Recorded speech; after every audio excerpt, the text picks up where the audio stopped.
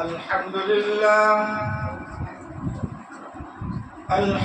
لله رب العالمين، والصلاة والسلام على سيد الأنبياء والمرسلين وعلى آله وأصحابه أجمعين إلى يوم الدين.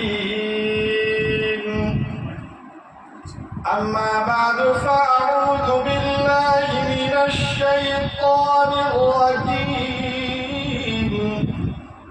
بسم الله الرحمن الرحيم. إن هذا القرآن يهدي للتي هي أقوم. صدق الله مولانا العظيم. عن أبي هريرة رضي الله تعالى عنه عن النبي صلى الله عليه وسلم قال: من قام ليلة القدر إيمانا واحتسابا غفر له ما تقدم من ذنبه. وصدق رسوله النبي الأمي الكريم، ونحن على ذلك لمن الشاهدين والشاكرين، والحمد لله رب العالمين. يا رب صل وسلم دائما أبدا على حبيبك خير الخلق كلهم. نعت پاک کی شوقین رکھتے ہیں آپ لوگ؟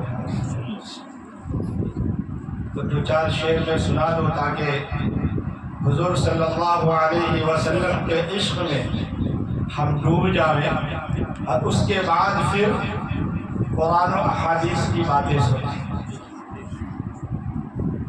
جو اشعار اگر اچھا لگے، سمجھ میں آ جاوے تو سبحان اللہ نہیں کہنا ہے، نہیں کہنا ہے، سبحان اللہ کہنا ہے، کہنا ہے. حقیقت میں وہ لطف زندگی پایا نہیں کرتے. حقیقت میں وہ لطف زندگی پایا نہیں کرتے. جو یاد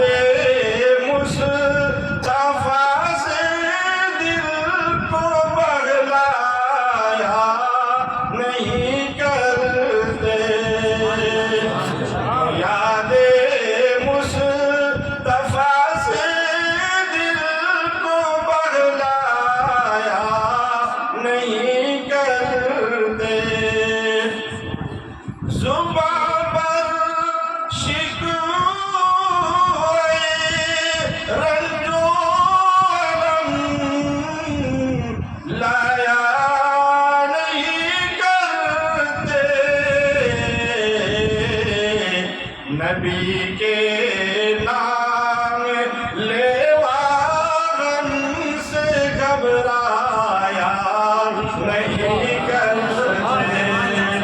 نبی کے نام لیوا غم سے گھبرایا نہیں کرتے.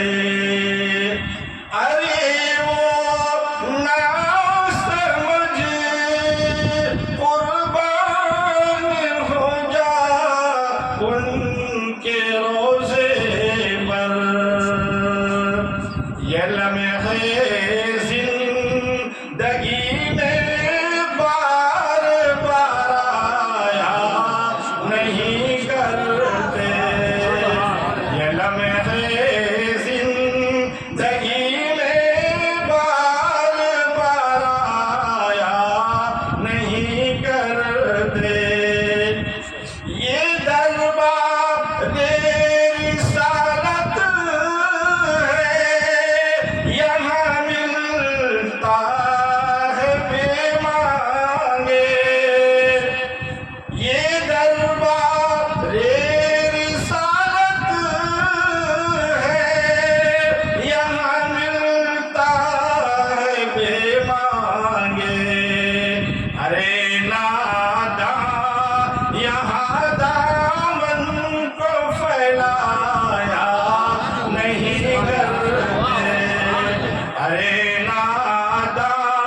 یہاں دامن کو پھیلایا نہیں کرتے.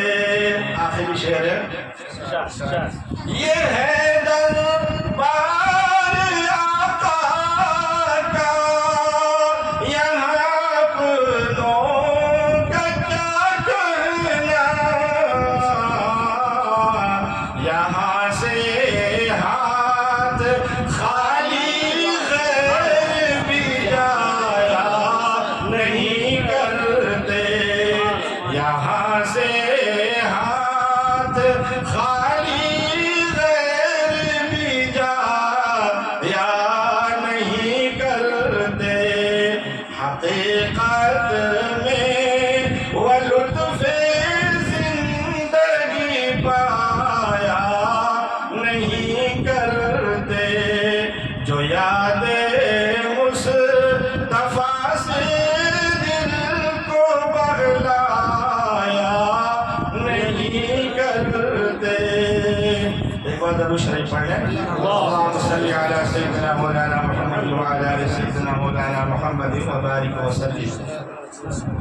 الحمدللہ آج اللہ تعالیٰ کے فضل سے، اللہ کے کرم سے ہمارے تینوں حافظ صاحبان نے قرآن کریم کو مکمل کیا، اور آپ حضرات نے پورے دل جمعی کے ساتھ، ذوق و شوق کے ساتھ پیچھے کھڑے رہ کر آپ نے سنا. اس لیے پڑھانے والے سب سے پہلے مبارکباد کے لائق ہیں، اور اس کے بعد پھر آپ مبارکباد کے لائق ہیں. قرآن کریم مصلی پر کھڑے ہو کر پڑھنا آسان نہیں ہے. دین کے بہت سارے شعبے ہیں، تقریر کرنا یہ آسان ہے. قرآن کریم کو پڑھنا پڑھانا، احادیث کو پڑھنا پڑھانا یہ بھی آسان ہے. دین کے جتنے بھی شعبے ہیں وہ سب کا کرنا آسان ہے، لیکن مصلی پر کھڑے ہو کر قرآن پڑھانا یہ آسان نہیں ہے، یہ بہت مشکل ہے. یہ تو حافظ صاحب ہی جانتے ہیں، جب یہ مصلی پر کھڑے رہنا اور نہ جانے کیا کیا چیزوں کو یاد رکھنا، کہاں سے پڑھا ہے، کہاں سے چھوڑا ہے، کہاں سے رکعت کرنا ہے، کہاں سے کیا کرنا ہے، یہ سب چیزوں پر غور رہتا ہے، دھیان رہتا ہے حافظ صاحب. پڑھنے والے کو، سنانے والے، سننے والے کو تو کیا ہے، وہ بیچارے کبھی پانی بھی پی لیتے ہیں، کبھی ٹہل وہل کے بھی آ جاتے ہیں، کبھی بیٹھے بھی رہ جاتے ہیں، تھوڑی مزہ بھی کر لیتے ہیں. لیکن حافظ صاحب کو سب چیز کا دھیان رکھنا پڑتا ہے. ذرا بھی دھیان ادھر ادھر ہوا کہ مسئلہ ختم ہو جائے گا. تو تراویح پڑھانا میرے عزیزوں یہ کوئی آسان کام نہیں ہے، بہت مشکل ہے. اور اس میں غلطیاں ہوتی ہیں، یہ نہیں کہ غلطیاں نہیں ہوتی ہیں. قرآن کو غلط پڑھنا یہ غلط ہے، لیکن غلطیاں جانا یہ غلط نہیں ہے. غلطیاں جائے گی. آپ میں سے ہر آدمی سورہ فاتحہ پڑھتا ہے، برسوں سے پڑھتا ہے، اور ہر نماز میں پڑھتا ہے.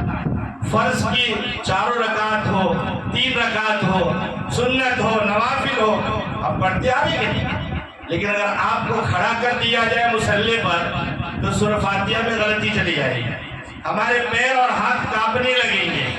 یہ مصلی چیز ہی ایسی ہے کہ ہر آدمی کے بس کی بات نہیں ہے. اور غلطیاں تو اللہ تعالیٰ نے نبیوں سے بھی کروائی.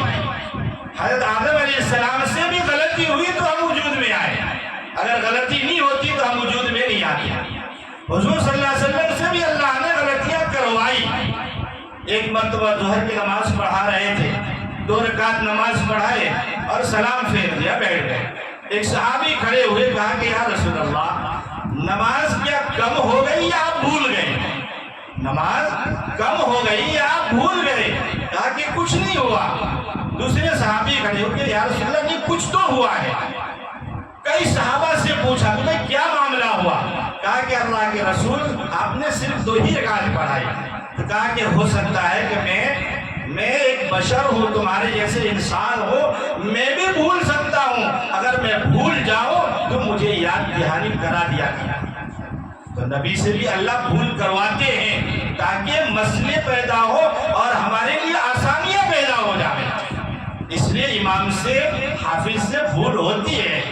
لیکن اس کے اوپر انسان کو آپے سے باہر نہیں ہونا چاہیے. ملزم نے ظاہر وہ بھول گئی آئی تو بھائی آپ پڑھا کے دیکھ لو نا, بھول تو جائے گی. یہ مسلح ہی عجیب و غریب ہے, بیچارے پورے صبح سے شام تک رٹ رٹ کے یاد کر کر کے بیچارے تھک جاتے ہیں, پھر جا کر شام کو آ کر یہاں پر تراویح پڑھاتے. کوئی آسان نہیں ہے میرے عزیز. ایک بہت بڑے مفتی صاحب ہیں مالیگاؤں کے, ان سے کسی مقتدی نے کہہ دیا, مول صاحب کیا ہے آپ نماز پڑھانے جاتے ہو 5 ٹائم کے, نماز اس میں پڑھا دیا کرو تو اس میں پگار کی کیا لینے دینا ہے, اس میں کیا پرابلم ہے, آپ نماز تو پڑھنے آتے ہی ہو نا, آتے ہو تو نماز پڑھا دیا کرو. مفتی اسماعیل صاحب ابھی MLA بھی ہیں, بہت بڑے عالم ہیں مالیگاؤں میں. انہوں نے کہا کہ ٹھیک ہے بھائی ایسا کرو کہ تم ہر نماز میں امام صاحب کے پیچھے کھڑا رہا کرو, ہر نماز میں. تمہیں کچھ نہیں کرنا ہے, تم کو بھی نماز پڑھنے تو آنی ہے نا, تم بھی آتے رہو نا 5 ٹائم. تم ایسا کرو کہ امام صاحب کے پیچھے کھڑے رہنا. کہا اس میں کیا مسئلہ ہے؟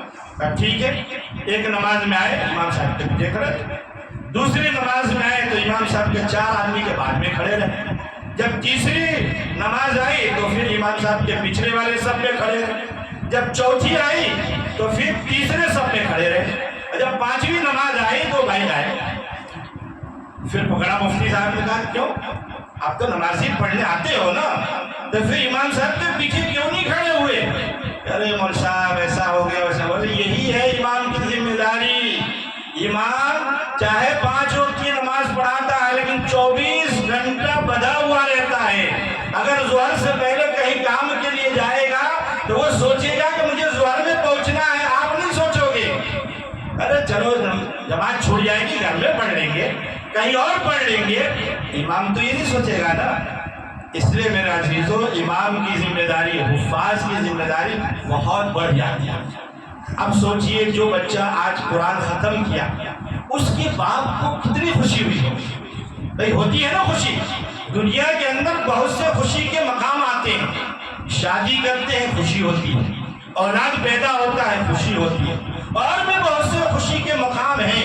لیکن تمام خوشیوں کو ایک طرف رکھ دیا جائے اور جو بچہ قرآن سنا رہا ہے یا منبر پر بیٹھ کر اللہ اس کے رسول کی باتیں کر رہا ہے, اس کے باپ کو جو خوشی ہوگی وہ تمام خوشیاں ایک طرف رہ جائیں گی, وہ تمام خوشیاں ایک طرف رہ جائیں گی. میرے عزیزوں اور دوستوں, ایک کتاب ہے قصص الراعیہ, عربی میں ایک کتاب ہے.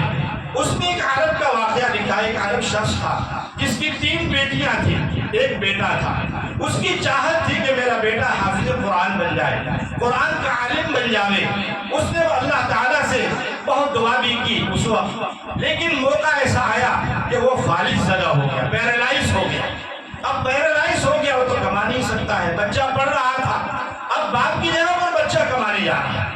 اب وہ کما کر لایا تو سوچا کہ اگر میں پیسہ لایا ہوں, مزدوری لے کر آیا ہوں, باپ کے ہاتھ میں دوں گا تو پھر ایسا ہمارا ہاتھ اوپر ہوگا, باپ کا ہاتھ نیچے ہوگا, بے ادبی ہوگی. تو اس نے کیا کیا کہ سرہانی کے نیچے رکھ دیا.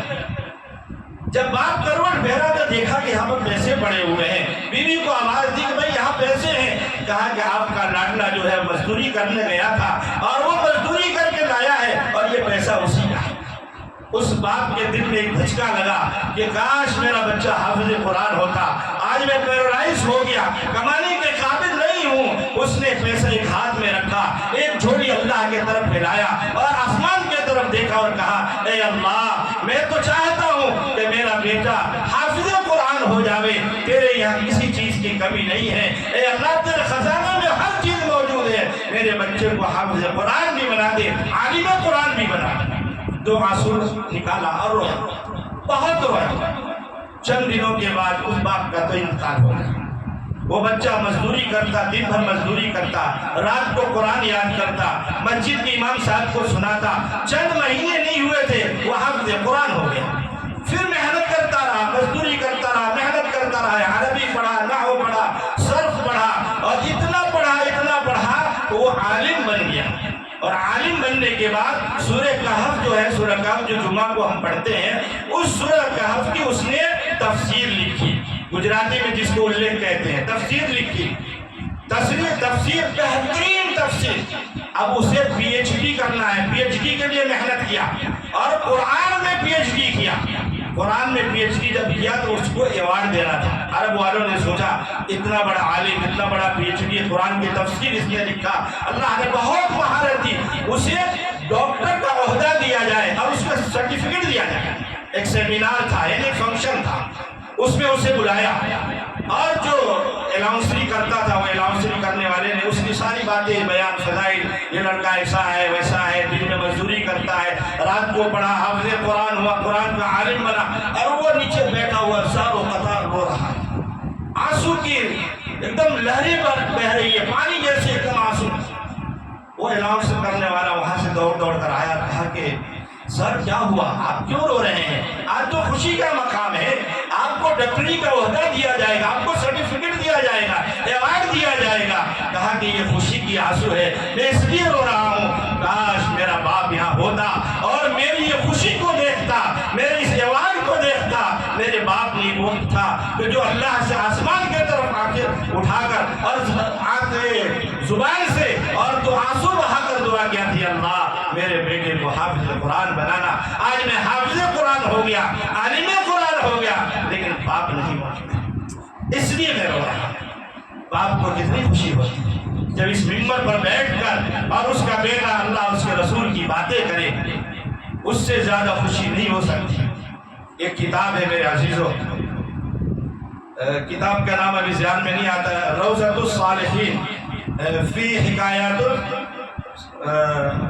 ایسے کچھ کتاب ہے, ابھی ذہن میں نہیں آ رہا ہے. روضۃ الصالحین کر کے کتاب ہے, اس میں ایک واقعہ لکھا ہے, عجیب و غریب واقعہ, کہ ایک شخص خواب میں دیکھتا ہے ایک بہت بڑا قبرستان.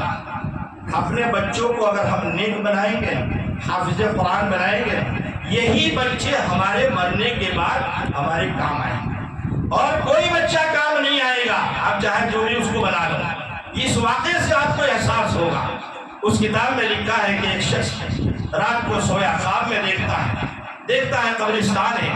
ایک شخص آیا, اس قبرستان میں داخل ہوا, اس کے ہاتھ میں چمڑے کا ایک بیگ ہے, اور جیسے وہاں کی روحوں نے دیکھا کہ یہ شخص آیا ہے, اس کے ہاتھ میں چمڑے کا بیگ ہے, سب لپکے ادھر سے اور سب دوڑ کر آئے. اس بیگ میں سے ایک پرچی نکالتا ہے, ایک کو دیتا ہے, پھر پرچی نکالتا ہے, ایک کو دیتا ہے, پھر پرچی نکالتا ہے.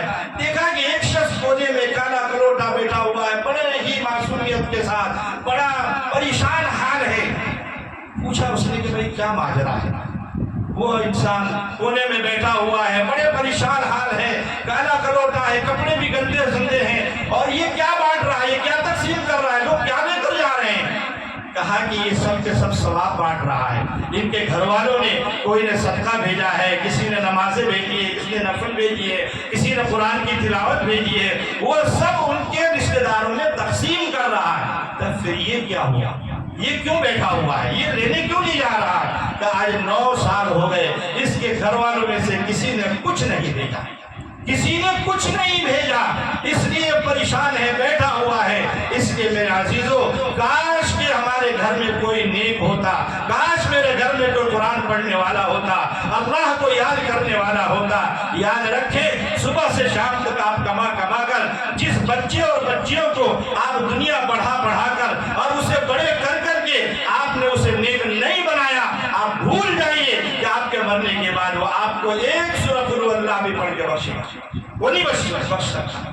اس لیے آج ایک بات کی نیت کریں کہ انشاءاللہ ہمارا جتنے بھی بچے ہوں گے, میں ایک بچے کو حافظ قرآن ضرور بناؤں گا. میں کرتے ہیں نا نیت انشاءاللہ, یہ بہت ضروری بات ہے میرے عزیزوں. میں اکثر کہا کرتا ہوں اپنی بات بیانوں میں کہ بھئی دنیا میں ہمیں کب تک رہنا ہے, چند دن رہنا ہے, آخر مرنا تو ہے نا میرے بھائی, لیکن مرنے کے بعد جو چیزیں کام آئے گی اس کے لیے ہم نے کیا محنت کیا؟ کوئی محنت کی نہیں. اور کل قیامت کا دن جب ہوگا, یہی آپ کے بچے جن کو آپ نے قرآن نہیں پڑھایا, ان کو حافظ نہیں بنایا, دین نہیں سکھایا, نیک نہیں بنایا انہیں, کل قیامت کا دن ہوگا. قرآن کہہ رہا ہے, جس کا مفہوم یہ ہے کہ یہ کل قیامت میں اللہ کے سامنے کھڑے ہوں گے اور اللہ کے سامنے کہیں گے, اے اللہ, انہوں نے مجھے انجینئر بنایا, مجھے ڈاکٹر بنایا, مجھے دنیا کی سارے علم دیا, قرآن انہوں نے نہیں پڑھایا. اے اللہ, آپ مجھے نہ پکڑیں, آپ انہیں پکڑیں اور انہیں پکڑ کے جہنم میں ڈالیں. یہ کون کہے گا؟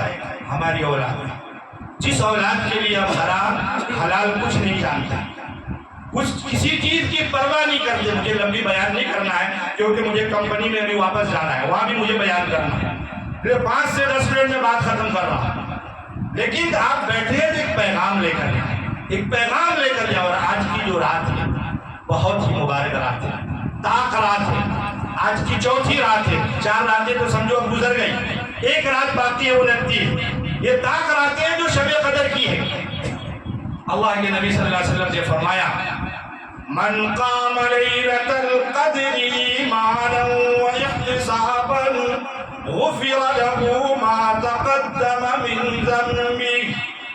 اللہ کے نبی فرماتے ہیں کہ جو شخص شب قدر میں لیلۃ القدر میں ایمان و یقین کے ساتھ اگر اللہ کی عبادت کرتا ہے، نمازیں پڑھتا ہے، قرآن پڑھتا ہے، اللہ اس کے پچھلے تمام گناہ معاف فرما دیں گے۔ کتنی بڑی بات ہے، لیکن یقین ہونا چاہیے دل جمعی کے ساتھ۔ یہ نہیں کہ ہم نماز ادھر پڑھ رہے ہیں اور ہمارا دھیان کہیں اور ہے، گیم پر اوپر ہے، موبائل کے اوپر ہے، کہیں اور ہے کہ جلدی جلدی ختم کر کے ذرا میں گیم کھیل لوں۔ آج جوان یہی کر رہے ہیں، رمضان کا مبارک مہینہ ہم نے برباد کر دیا۔ اس نے میرے عزیزو لیلۃ القدر اگر مل جاوے، شب قدر اگر مل جاوے، اب سوچو 1000 رات اتنی عبادت کا ثواب ہمیں عطا کریں گے اللہ تعالیٰ، کریں گے ایک رات یا چند منٹ چند گھنٹہ ہم عبادت کریں گے اور ثواب ہزاروں کا ملے گا۔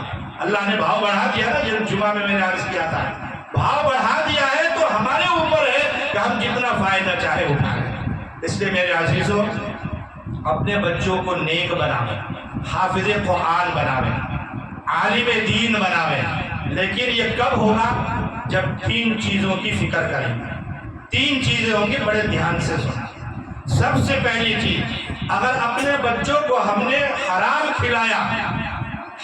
کھلایا تو آپ کے بچے میں، آپ کے نسل میں کوئی حافظ قرآن نہیں بنے گا، کوئی عالم دین نہیں بنے گا۔ ایک بات دھیان میں رکھ لیجیے گا کہ اگر ہم اپنے بچوں کو اگر ہم نے حلال کھلایا تو حافظ قرآن بنے گا، تو پھر عالم دین بھی بنے گا، نیک بھی بنے گا۔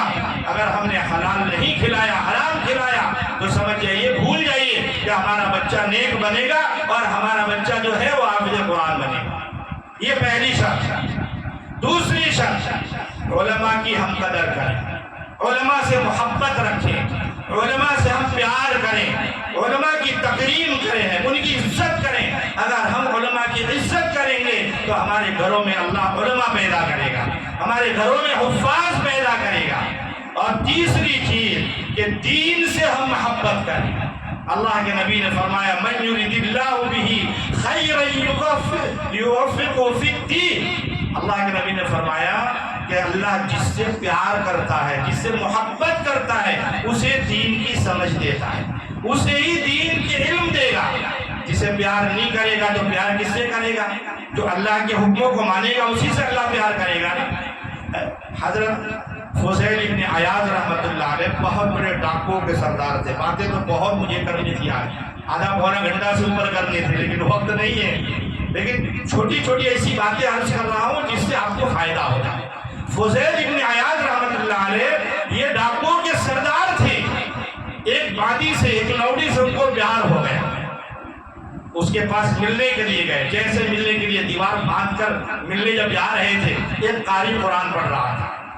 کیا پڑھ رہا تھا؟ لم یعن للذین آمنوا ان تخشع قلوبهم لذکر اللہ۔ کیا ابھی وقت ایمان والوں کے لیے نہیں آیا کہ ان کا دل اللہ کے خوف سے پسیج جائے؟ کان میں آواز پڑی، ان کے پیر اندر تھے، باہر ہو گئے، اور کہا الآن یا اللہ، الآن یا اللہ، وقت آ چکا ہے، وقت آ چکا ہے۔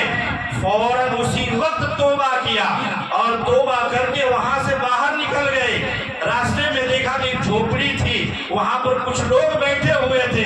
آپ وہاں ایک طرف جا کر بیٹھ گئے، وہ سب باتیں کر رہے تھے کہ چلو ابھی رات میں سفر کر لیتے ہیں، دن میں بہت دھوپ ہوتی ہے۔ تو دوسرا کہہ رہا ہے کہ بھائی کہاں رات میں سفر کرو گے، وہ فضیل جو ہے نا وہ ڈاکوؤں کا سردار ہے، وہ کہیں دیکھ لیا تو ہمیں لوٹ لوٹ لے گا۔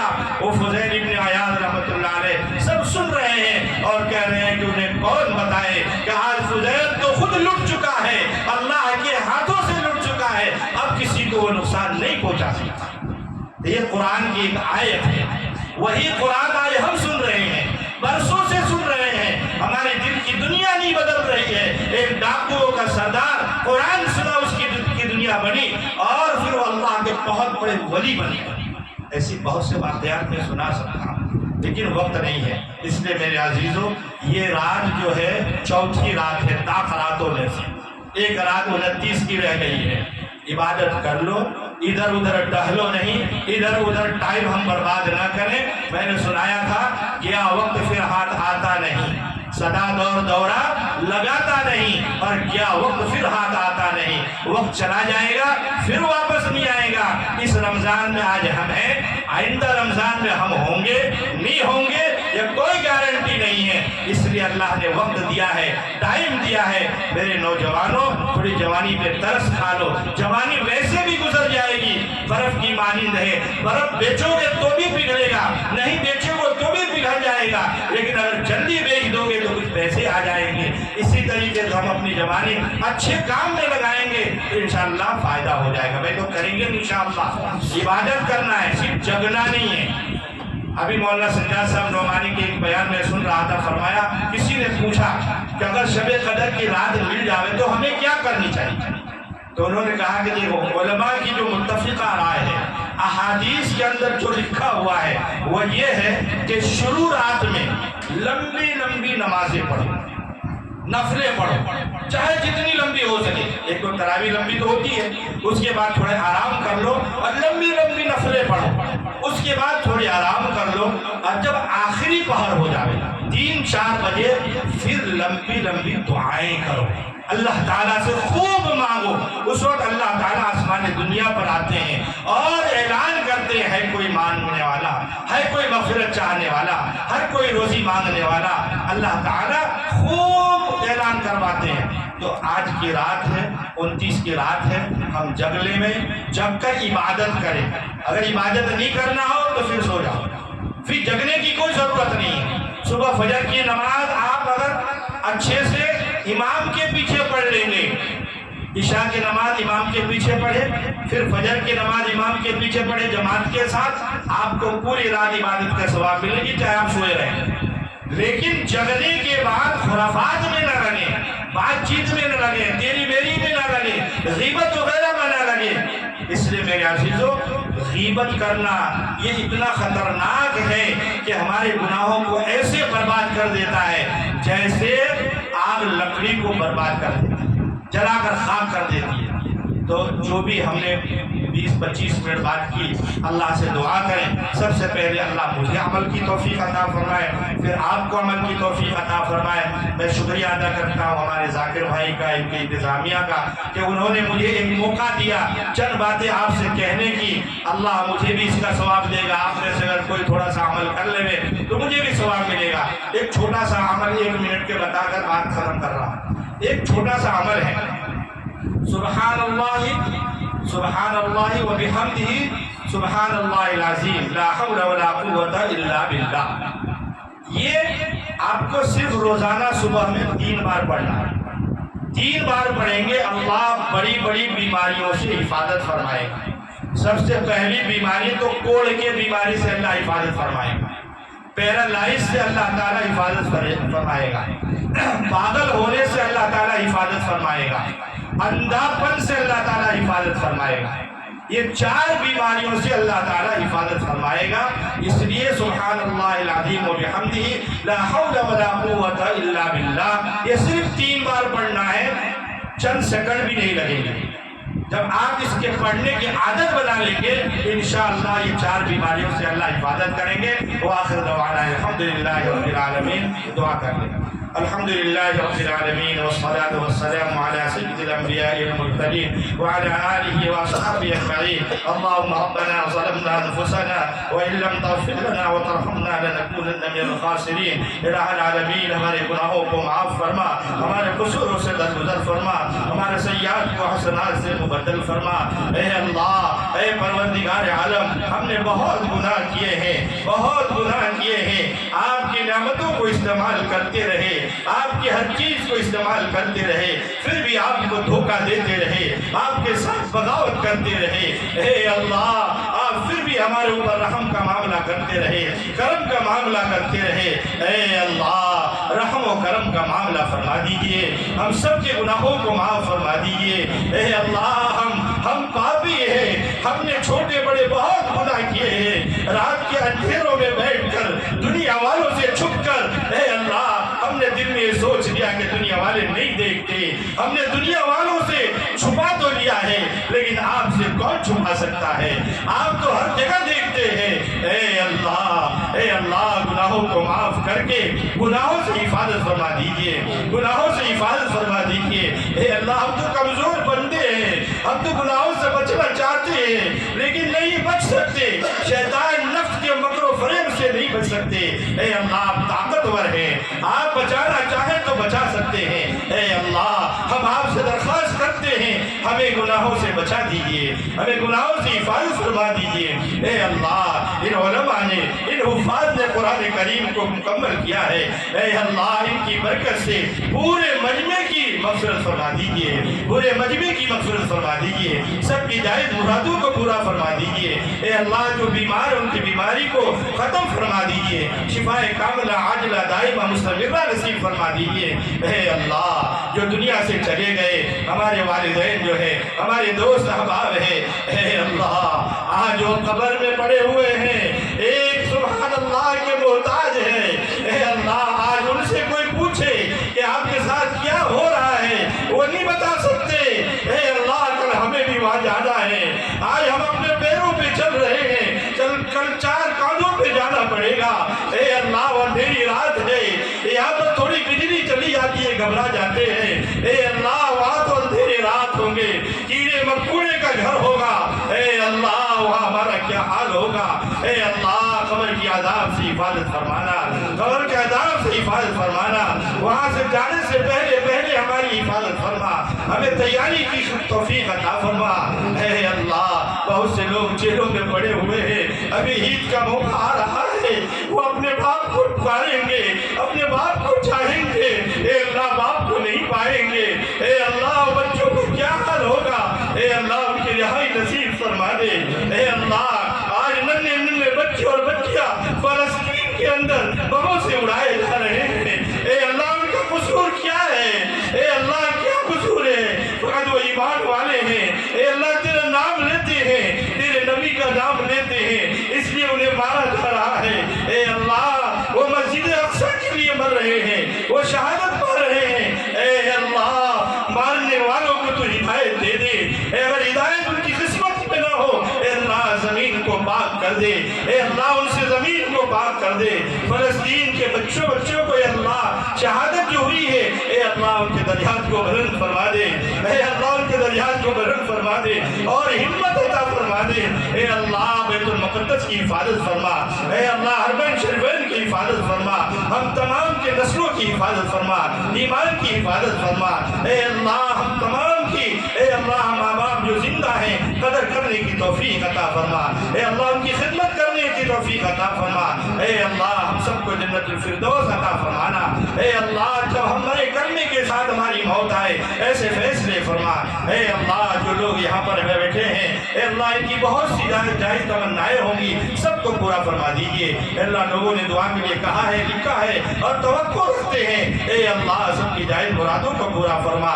جتنے ماں بہنیں گھروں میں بیٹھ کر دعائیں مانگ رہی ہے، اے اللہ، انہیں بھی نواز دے۔ اے اللہ، انہیں بھی نواز دے۔ ماں بہنیں بہت خدمت کرتی ہیں، بہت محنت کرتی ہیں، روزہ بھی رکھتی ہے، بچوں کی بھی خدمت کرتی ہے، شوہر کی بھی خدمت کرتی ہے۔ اے اللہ، ان کا بدلہ تو ہم نہیں ادا کر سکتے، اے اللہ، آپ بھی ان کا بدلہ ادا کر دیجئے۔ اے اللہ، انہیں سچا اور پکا نمازی بنا دیجئے۔ اے اللہ، انہیں سچا اور پکا دین کا داعی بنا دیجئے۔ اے اللہ، جو مانگا اسے بھی عطا کیجیے، جو مانگنے سے رہ گیا اپنے شاہنشاہ اسے بھی عطا کر دیجیے۔ اے اللہ ہماری دعا کو بہت اپنے فضل و کرم سے حضور پاک صلی اللہ علیہ وسلم، صحابہ کرام، اصحاب بدرین، علماء کرام، اولیاء کرام کے صدقے کے اندر برکت سے اللہ ہماری دعا کو قبول فرمائیے، قبول فرمائیے، قبول فرمائیے۔ وصلی اللہ تعالی علی خیر خلقہ محمد وعلی آلہ وصحابہ وازواجہ وذریاتہ واہل بیتہ اجمعین برحمتک یا ارحم الراحمین۔